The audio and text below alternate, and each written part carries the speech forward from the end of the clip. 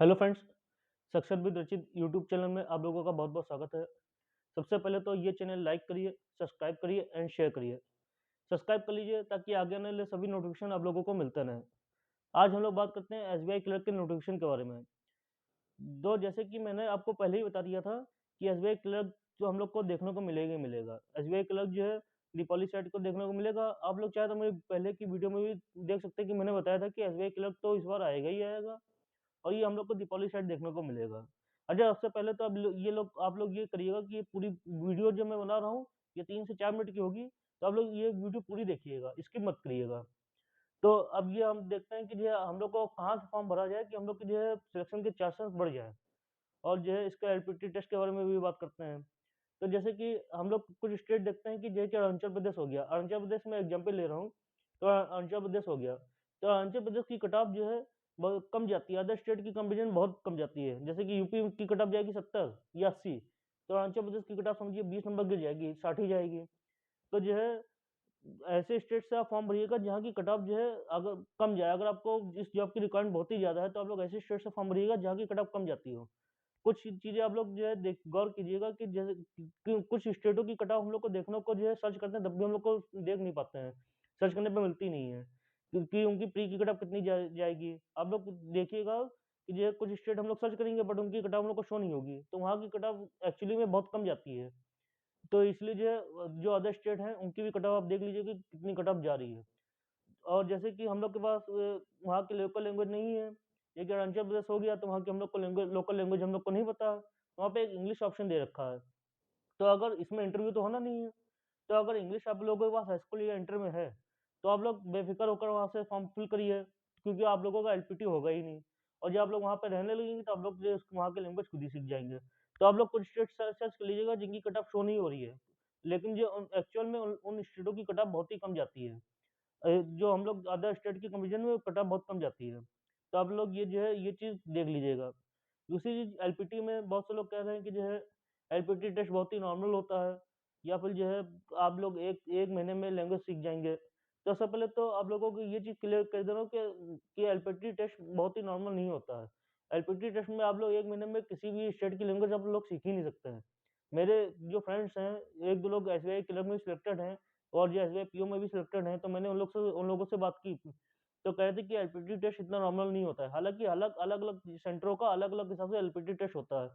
इसमें कोई ये जो मतलब ये कोई बाउंड नहीं है कि आप लोग का यहाँ पे कुछ और हो रहा है, तो वहाँ पे कुछ और होगा। ऐसा कुछ नहीं है, सबका अलग-अलग जैसा मन चाहता है वैसे वो लोग एलपीटी टेस्ट लेते हैं। जैसे कि आप लोगों को एक पैसेज दे दिया गया, इसको आप ट्रांसलेट करके दिखाइए या फिर आप लोगों से बात कर ली गई। तो ऐसी इसी प्रकार से एप्टीट्यूड टेस्ट होता है, लेकिन ये आप लोग सोचिए एप्टीट्यूड टेस्ट बहुत नॉर्मल होता है, तो नॉर्मल नहीं होता है। इसलिए आप लोगों को वहीं से फॉर्म फिल करिएगा जहाँ की लैंग्वेज आप लोगों को पता हो, या फिर अगर आप लोगों के पास इंग्लिश है, तो इंग्लिश ऑप्शन सबसे अच्छा है। दूसरी चीज़, बहुत से यूट्यूब चैनल वाले बता रहे हैं कि जो है एसबीआई क्लर्क में स्टेट ट्रांसफर बहुत ही ईज़िली हो जाता है। तो एसबीआई क्लर्क में स्टेट ट्रांसफर इतनी आसानी से नहीं होता है।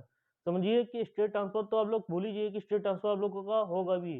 क्योंकि जब अगर होता भी है तो बहुत ही मतलब समझिए कि 10 से 15 या 20 साल बाद आप लोग जॉब कर लेंगे, आफ्टर कहीं जाके प्रमोशन होते-होते फिर जाके कहीं न कहीं अगर वो भी सीट अगर वैकेंट रही तो, जैसे कि किसी और ने अप्लाई नहीं किया उस स्टेट से, तब आप जाके आप लोगों का स्टेट ट्रांसफर होगा।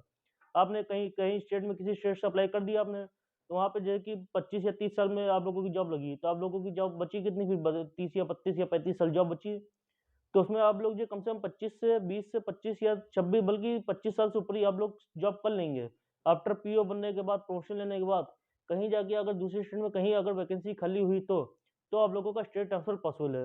वरना एसबीआई क्लर्क में स्टेट ट्रांसफर पॉसिबल नहीं होता है। हालाँकि कुछ लोग कह रहे हैं कि स्टेट ट्रांसफर होता है, मैं ये बिल्कुल नहीं डिनाई कर रहा हूँ कि स्टेट ट्रांसफर नहीं होता है। होता है लेकिन बड़ी मुश्किल से होता है स्टेट ट्रांसफर, समझिए कि बहुत ही देर लग जाती है स्टेट ट्रांसफर में। तो आप लोग इसका ध्यान रखिएगा। तीसरी चीज़ कि जो है जो ओबीसी वाले लोग हैं, वो लोग उनका सर्टिफिकेट जो होगा वो सन दो स अप जो 1 अप्रैल के बाद का वैलिड रहेगा। उसमें भी आप लोगों का सर्टिफिकेट आप लोग स्टेट और जो सेंट्रल दोनों का बनवा लीजिएगा। जैसे कि जो जो पर्सन अदर स्टेट से अप्लाई कर रहे हैं, तो वो तो सेंट्रल का बनवा ही लेंगे, क्योंकि अदर स्टेट में पता नहीं क्या सर्टिफिकेट बने ना बने, तो उनका सेंट्रल का हो जाएगा। तो फिलहाल आप लोग सेंट्रल का सर्टिफिकेट ज़रूर बनवा लीजिएगा। जैसे कि मैंने कुछ इंटरव्यू दिए हैं और अपने जो मैंने अभी लास्ट इंटरव्यू दिया था, वो एलआईसी का दिया था। तो एलआईसी का जब मैं इंटरव्यू देने पहुँचा, तो मैंने देखा कि लोगों से कि डॉक्यूमेंट पहले तो डीबी हुआ, आफ्टर जो डीबी में जो जिनका सर्टिफिकेट नहीं थे, उन लोगों को अलग बैठा दिया गया कि जिनका स्टेट का था, सेंट्रल का नहीं था। उन लोगों को देखिए जिनका सेंट्रल का था उनसे तो कुछ नहीं कहा गया कि उनका सेंट्रल का है और स्टेट का नहीं है तो उनसे कुछ नहीं कहा गया। लेकिन जिनका स्टेट का है और सेंट्रल का नहीं था उनको अलग लाइन में बैठा दिया गया। तो उसके बाद जो उनसे कहा गया कि आप लोगों ने अपने सेंटर का क्यों नहीं बनवाया? तो थोड़ा-सा माइंड डिस्टर्ब होता है। हालाँकि बाद में उन लोग को सबको इंटरव्यू देने का मौका दिया गया। ये नहीं कि किसी को बाहर नहीं किया गया, सबको चांसेस दिए गए। लेकिन वहाँ पे कुछ ये माइंड डिस्टर्ब होता है कि जो है इससे इंटरव्यू भी फ़र्क पड़ता है। तो इसीलिए मैं आपसे कह रहा हूँ कि सेंटर का सर्टिफिकेट बनवा ज़रूर लीजिएगा। हालाँकि तो जो जिससे कि आप लोगों की डीवी के टाइम कोई भी दिक्कत ना आए। तो इन सब चीज़ों का आप लोग ध्यान रखिएगा। कुछ मेरे पास क्वेरीज़ आ रही थी कि एलआईसी एडीओ की जो कंटीजेंसी लिस्ट है अब तक आउट नहीं हुई, आपने बताया था कि आउट हो जाएगी। तो मैंने आरटीआई डाली थी, आरटीआई में यही बताया गया था कि प्रोसेस अभी चल रहा है। लेकिन अब जो उसके बाद उसके बाद मुझको कोई इन्फॉर्मेशन वहाँ से अभी तक नहीं मिली है। अब मैं फिर से आरटीआई डालूँगा, करीब 1 या डेढ़ महीने बाद फिर से मैं आरटीआई डालूँगा, तो देखता हूँ कि उसमें हमको जो भी इन्फॉर्मेशन मिलेगी, वो आप लोगों को बताऊँगा। एलआईसी असिस्टेंट का नोटिफ़िकेशन भी आप लोगों को देखने को मिल सकता है। ये मत सोचिए कि एलआईसी असिस्टेंट नहीं आएगा। एसबीआई क्लर्क आ गया, बहुत से लोग कह रहे थे कि एसबीआई क्लर्क नहीं आएगा। मेरी वीडियो में बहुत से कमेंट आए कि आप जो है किस बेसिस पे कह रहे हैं कि एलआईसी वो एसबीआई क्लर्क आएगा।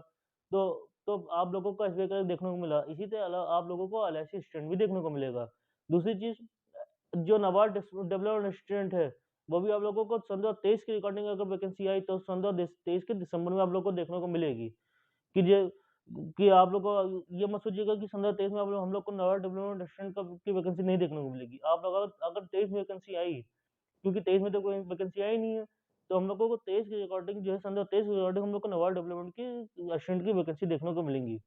तो अगर आप लोगों को ये मेरी जो और मैंने जो है एसबीआई क्लर्क में अभी तक करीब-करीब 4 साढ़े 4 लाख फॉर्म भरे जा चुके हैं। 4,70,000 फॉर्म अभी तक भरे जा चुके हैं। अभी मैंने सर्च किया था, देखा था। तो ये फॉर्म जो 10 लाख तक तो जाएँगे जाएँगे। इसमें बहुत से लोग एसएससी वाले भी फॉर्म भर देते हैं या जो अदर तैयारी कर रहे हैं, कह रहे हैं उन्होंने सोचा कि एसबीआई में वैकेंसी अच्छी आई है, तो जो है इस यहाँ से फॉर्म भर भर देंगे। लेकिन जो फाइट है वो फाइट इन सब से नहीं है, फाइट मुश्किल से 4 या 5 3-4 लाख लड़कों में से होती है फाइट। तो आप लोग तैयारी करते रहिए और इस बार कट ऑफ वैसे भी कम जानी है। वैकेंसी इतनी आई है, कट ऑफ 3, 4, 5 नंबर से हर स्टेट की कम ही जाएगी, किसी स्टेट की ज़्यादा नहीं जाएगी। तो आप लोग ये ध्यान रखिएगा कि अगर आप लोगों को वैकेंसी जॉब लेनी ही लेनी है, आप लोगों को कोई चॉइस नहीं बची है, तो आप लोग ऐसे स्टेट से फॉर्म फिल करिएगा कि यहाँ की कट ऑफ कम जाती है। आप लोग सर्च ज़रूर कर लीजिएगा कि अलग-अलग स्टेटों को निकाल के या फिर किसी भी मीडियम से आप लोग सर्च कर लीजिएगा कि किस स्टेट की कट ऑफ कितनी जा रही है। ठीक है? अरुणाचल प्रदेश तो मैंने एग्ज़ाम्पल बताया, वहाँ की कट ऑफ तो कम जाती ही जाती है। इसमें आपको बेनिफिट ये भी रहता है कि आप लोगों को एसबीआई क्लर्क में उस स्टेट में जाकर ये नहीं कि उस स्टेट में जाकर हम पेपर दें। आप लोग जिस स्टेट में रह रहे हैं, वहीं से आप जो फॉर्म फिल कर सकते हैं। अदर स्टेट का फॉर्म का सेंटर आपके ही स्टेट में मतलब आप लोग जहाँ से फॉर्म भरना चाह रहे हैं, अदर स्टेट से, तो आप फॉर्म अदर स्टेट से भर दीजिए, लेकिन जो आपका एग्ज़ाम होगा, वो आप ही के स्टेट में होगा। आप लोग जो क्योंकि जो चॉइस सेंटर आ रही है, वो अलग ये नहीं कि हम जो कोई किसी और आरआरबी की तरह कि अगर हम यूपी से फॉर्म भरे, तो हमको यूपी में ही पेपर देने जाना पड़ेगा। ये नहीं हो रहा है। आप लोग फॉर्म कहीं से भी भरिए और पेपर कहीं दीजिए। ये सब चीज़ आपके ऊपर डिपेंड करती हैं।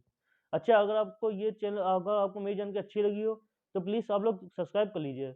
आप लोगों का सब्सक्राइब करने में कुछ नहीं जाता है। लेकिन आप लोग जब सब्सक्राइब करते हैं, तो इससे मुझको अच्छा लगता है कि मैं सोचता हूँ कि आप लोगों के लिए और भी जानकारी मैं इकट्ठा करूँ। और जो ये सब चीज़ें मैं आप लोगों को बताता हूँ, ये मैं पिछला जो सर्च कर लेता हूँ, उसके बाद बताता हूँ। मेरे पास कोई मतलब या फिर जो मेरे जो फ्रेंड्स हैं, जो लोग जॉब कर रहे हैं इसमें तो उनसे पूछ के बताता हूँ। मेरे पास से कोई अलग से जानकारी नहीं आती कि मैं कोई डायरेक्ट किसी संस्था से जुड़ा हुआ नहीं हूँ। बहुत से लोग कहते हैं, आप लोगों को ये जानकारी कहाँ से आपको ये जानकारी कहाँ से मिली या किस बेसिस पे दे रहे हैं? तो मैं खाली जो प्रीवियस ईयर की जानकारी मैं इकट्ठा करता हूँ कि पहले पिछले साल में क्या हुआ, कैसे पेपर रहा, क्या पैटर्न रहा। या फिर एकदम मैं सिलेक्टेड फ्रेंड्स हैं, उनसे जानकारी इकट्ठा करके आप लोगों को बताता हूँ। तो प्लीज़ आप लोग ये चैनल सब्सक्राइब कर लीजिए, लाइक करिए एंड शेयर करिए, और आप लोगों को कोई भी प्रॉब्लम हो या कोई भी अगर आपको कोई भी क्वेश्चन पूछना हो, तो आप मुझसे कमेंट बॉक्स में पूछ सकते हैं। तो मैं उसका आंसर देने की ज़रूर कोशिश करूँगा या फिर कहीं से पता लगा के आप लोगों को बता दूँगा। Okay, thank you.